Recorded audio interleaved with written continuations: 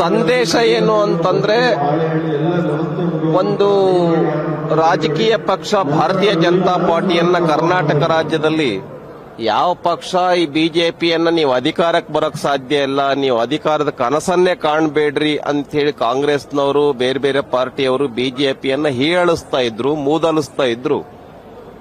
ಆ ಒಂದು ಮೂದಲಿಕೆಯನ್ನ ಅನುಭವಿಸಿ, ಆ ಒಂದು ಹೀಯಾಳಿಕೆಯನ್ನ ಅನುಭವಿಸಿ, ಆ ರೀತಿ ಯಡಿಯೂರಪ್ಪನವರನ್ನ ಕಂಡ್ರೆ ನೀವ್ ಯಾವಾಗ್ರಿ ಅಧಿಕಾರಕ್ಕೆ ಬರ್ತೀರಾ, ಆ ಕನಸ ಕಾಣಬೇಡ್ರಿ ಅಂತ ಹೇಳಿ ಯಾವ ಅಧಿಕಾರದಲ್ಲಿರ್ತಕ್ಕಂಥ ಪಕ್ಷದವರು ಯಡಿಯೂರಪ್ಪನವರನ್ನ ಕಂಡು ಬಿಜೆಪಿಯವರನ್ನ ಕಂಡು ಹೇಳ್ತಾ ಇದ್ರು, ಅದೇ ಯಡಿಯೂರಪ್ಪನವರು ತಮ್ಮ 50 ವರ್ಷದ ದೀರ್ಘ ಪ್ರಯಾಣದಲ್ಲಿ ಬಿಜೆಪಿಯನ್ನು ಅಧಿಕಾರಕ್ಕೆ ತಂದಿರತಕ್ಕಂಥದ್ದನ್ನ ನಾವು ಕರ್ನಾಟಕ ರಾಜ್ಯದಲ್ಲಿ ನೋಡ್ತಾ ಇದ್ದೇವೆ.